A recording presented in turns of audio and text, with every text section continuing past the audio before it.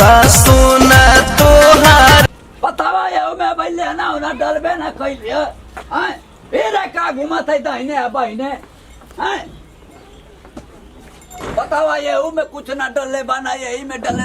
ना गोबर उठाओ ते करे हाथ के मेहंदी इतना छूट जाता कि समझे क्या ससुर कहेंगे तू होला पढ़ाऊ हैं मारा ससुर के गाजी भाई यही ताकत हवा आनर बेबर मतीन खैबा का ससुर हैं बतावा वही नाने के दिमाग है ना कि एगो पाड़ा तू सर उन्हाने के टेंशन में मर जाए बाबी ना खैले हम तो मरते हैं करे पतोहिया अरे उलट गए लुका हो घरवा में आय ना सनबू हो हाँ तो यो डिनिया है के पर तो पाड़ा में तीन हो का बाजी का कहतनी अरे दिन रात बहुए जी करबू के आई ओबर गोबर एहू के पड़वा के सुखुआ के मुआ दे बोलो तो का हो गइल बा का बोली का करे के बा अब पहले तो दिन रात घोटे कराई तो पलथी मार के घोट लेबू एक ससुर के घोटाई घंटी बांध देलो जरा तक बर्फ ससुर बेचत हवा आय का भइल बाबूजी हाँ ससुर को अब देबे आई जा अरे अब आई नहीं अरे बाबूजी रह दिए एकरा के काहे करतनी ढेरो कर अथुआ करत हौ का आय तो का भइल एकरा में का दोष बा ये पड़वा से निकत वे पड़वा ससुर भला घुमारी घुमरा थवा ई तो पड़वा ससुर बोले पर चुप हो जात उ ससुर घुमरा थवा पाड़ा अरे छोड़ी जाए दी का करे के लई बताई ए बाबूजी ई पड़वा तो देखौ ला का उत्साह देखेला कवा आय आ ससुर कोना गिला का के कसी तोर माई आजी कसी हां आय पीछे टंगरी उठाओ थवा बाबूजी सुनी ना का रे जो हटाओ आई दो तनी सुनी अच्छा हटा तनी पहले बतिया त मैं सुनी तू ये किया से देख ले था बाबूजी अब ले तोरा किया चोरा चल गया ये कर रे आय तो घरवा में तोरा किया घास खाती खा तोरा किया आय छोड़ दे मटा तनी आई छोड़ दी ऐसे कहत रहनी है संभाली समारी अब लल्ला समारा तो अब तो ऐसा समारी तो सुनी ना बाबूजी तनी जाए ना बाजारिया का बजरिया रे चटिया पर तनी ले लाई थे अरे मैं कुल गोबर ओबर है तो छोड़ दे अरे छोड़ दे हम उठाओ तनी छोड़ी हट का छोड़ दी हटी ना हटी कहले हो मोर बाबूजी ना तनी जाए ना थे ले लाई अंडा ले हाथ हाथ मत पकड़ डेंगन गन आए लगा था तो हाथ का पकड़ तनी हाथ पकड़ था तनी ले लाई चटिया पर से चटाइया जिलेबी खाइबू का बजरिया कहले हो भाला जी याद दिला देनी है तनी ले लाई जिलेबी है तो उनके बत्तियों में कहा था तुरंत याद धरा देता बताओ आई भैंस बताओ है के ससुरा बिना किया सुखा दे उरुल पुरुल करबो ना तो उलटवा देबे अरे छोड़ दी ना बाबूजी जाए के बिना खियाले 3 किलो दूध देते रे ससुरा तो पाव भरना देता छुल छुल दुआले पर ससुर हाथ दुखा जाता छोड़ी जाए दी हम डाला तनी पाव भरी दूध देवे लगा अपना तो पड़वा दिन रात घूमत खियाले भी ना हो के पाड़ा एकदम पिछवाड़े से एकदम सुखा गए आए अच्छा जाई तन जाई ले लाई भैंसियों का 3 किलो देते ले पाव भर दूध देती है अच्छा जाई ना अरे ससुरा हमारो के खियाले भी ना देखा था तो करे कीड़ा मतीन साफ मतीन हमारो के साफ करवा दे अच्छा जाई हम सब करतन ले जाई हम कल जाई हाँ साफ करत हूँ चिल्लाले पता कहा तो कि बुढ़ावा नटेरा फारत आवा ससुर जंगा से 3 चीज का फाड़ देता एकदम सही हो जाइबा हे भगवान उनकरो के केतना समझावनी ना उनकर बुद्धि ना कि हां बाबूजी के तन कहल को कोई नहीं ई सही में ना ई अपन तो सुनते बड़न बोली चार गो हमरो के सुनवावत का हो अभी तो लोग के ना मिलो ताकल करो ऊपर तो लोग डालते ए बुची कहो तन सुनो कहो तन पानी ले ले हो तो डिब्बा में ला पानी लगाए थी देखिए ना होते ना होते रुको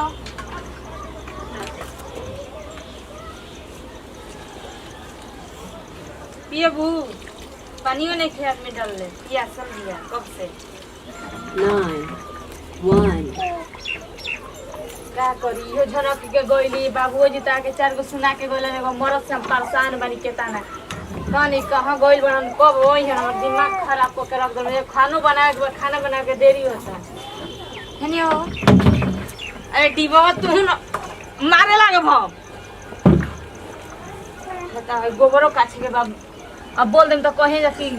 गोबर ना का छलसी है अब बोलियो ना अटे के पट इन्हीं चढ़ा देता नहीं कहियो तो ऐसे करियो ना बताइए ना रूपा बाबा सोना तोहार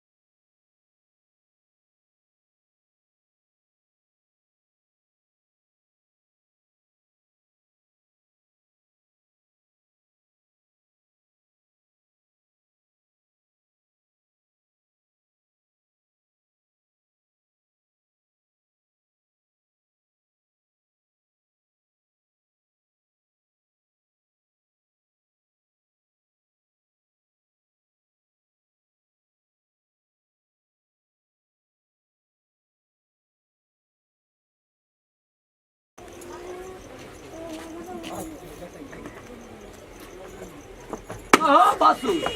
कहो बाबूजी ये का करा था विश्वास करा कितना विश्वास करो ये बात ए बाबूजी है जो है निकाला तरह नहीं है क्या कर अरे कपड़ा फुट ए बाबूजी मुंह फुट जी हो तब से दिन रात ससुर घुमा सुने सुनो बाबूजी मत ए बाबूजी सुने अरे तब से दुआरा अरे राजा गाना सुने से हमरे के करे करे दुआरे पर ससुर नाचत हवा आए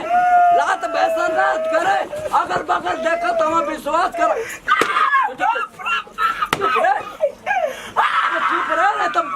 भाद तोर मुहवा सालम कुड़िया बानर मतिन मुंह बावत हवा काम के कर तो पाड़ा सुखवा देला खियाले तो भाई 3 किलो दूध देत रहे पापा बन दूध दे लगा खियाले बिना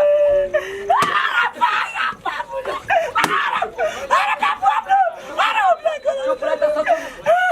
तोरे मुंह अब न करे बाबूजी अब भाई से तू हम खियोल को करम पड़ाव के चराए अपन चले जाए ससुर आए पाड़ा मत चिल्लात हवा आए ए मैं तब से विश्वास कर आए अरे ससुर तोड़ा के फाड़ियो पाड़ा भाग गई आए ओकर ना खो जाए तो का हो जाए अब तो आपको ससुर अब विश्वास करा में मार के कान पट्टी फाड़ दे दोनों कान से ससुर खून बहुआ दे मवाद बहुआ दे ससुर मारत बात खून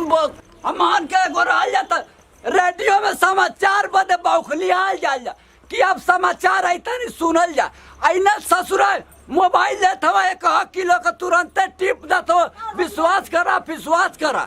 सार के आवा तो हर मार के हम कान लाल कर दे आवा चला ससुर तो के हम बतावती बाप रे बाप इहो कोई नहीं होता तो बाबूजी से हाथ पिटाइए कोई नहीं इहो के आवे नहीं न तो हमेशा जो सेले आवे नहीं हमरो के दिमाग खराब कर दे का हो जे मत तार दिमाग डिस्टर्ब रहला रे भागी ले छोड़ के हमरा के कणवा देले हां देख कहीं मरलन त मैं का हो गई है देख बात झड़ गेल हेता ना बहुत बढ़िया बोला और पिटाइल चाहत रहला गाना बजाओ तनी मार दो तार नाक टूट जी यही बार रोवे नहीं हो अब तोरा मोबाइल में नेट उठना डलाई बता तनी पहले ठीक बनू बहुत तेरे फ्रू फ्रू लत रहते रे अच्छा मत बोल जाए जो रोटी पकाओ जो आ सुन बच्चे के वही पे बसर से बना के बाबूजी खाना पहुंचवा दे चाहिए ठीक गरम बड़ा ने बड़ा बहुत गरम बड़ा एबार हम ना लेके जाए रोवे लेके जाए एक दे जो रे जो सिस्टम ते गबड़ैले रहत रे मारे हमारे के पिटवावत रहत रे खालसा हां प्रणाम करतनी भे गोड़ छुके गोड़ लागत हमरो वाला का छोटका लड़का छोटका भाई खेसारी टू गया और हमारा channel Khesari to digital world और नेहा म्यूजिक वर्ल्ड का सब्सक्राइब नहीं करता सब्सक्राइब करी और बेल आइकन बटन दबाई और भी अच्छा वीडियो देखी पारिवारिक वीडियो देखी खूब इमोशनल वीडियो देखी भैया हर तरीका के वीडियो देखे के मिली तो भैया अगर हमारा पूरा टीम से जरा से भी दिक्कत भइल है तो ओकरा के दिल पर ना ले अपन नाती पोता बेटा समझ के माफ करो भैया और ज्यादा कुछ ना कहते देखते बने सिस्टम गाना का माहौल चल रहा बा बाबूजी पुरनका जमाना कहन तुमका से बर्दाश्त ना होला अब तनी मनी मान लगे खेला भला तया के देखबे कले 2-4 बोतल बजैला देखबे कहिया कि पहले के जमाना रेडियो के समाचार खातिर लोग कान तरस जाता रहा कि फलाना तो अपन रेडियो लेकर आओ तो केहू के सेले खत्म हो जाता रहा। तो हम ना चाहम भैया घड़ी के डिजिटल जमाना बा, डिजिटल जमाना का फायदा उठावे के बा भैया। आ जौन की फायदा हम उठाओ तो नहीं तो 2-4 बोतल पीबे कहीं है देखबे कहीं है। तो भैया हम इना कर मोबाइल में दिन रात लागल रहे के बा ना, अपन काम भी करे के बा। ऐसा ना करे के चाहिए कि बाबूजी सब काम करस ना, बाबूजी के सेवा करे के बाकी हमने के आगे चल के जिंदगी सफल होकर सफल बने और हमने के कामयाब व्यक्ति बनल जाओ। तो संदेश में यह कुछ बताओ चाहत नहीं भैया, ज़्यादा कुछ ना बताए तो ये से दी जब विदाई। खास खबर भैया तनकी से भी गलती भइल होई तो माफ करम। तो जय जवान जय किसान भोजपुरी हमारे देश के सन आ कोना कोना पहुंचा दी तनकी से भोजपुरी पहचान। लव यू भाई।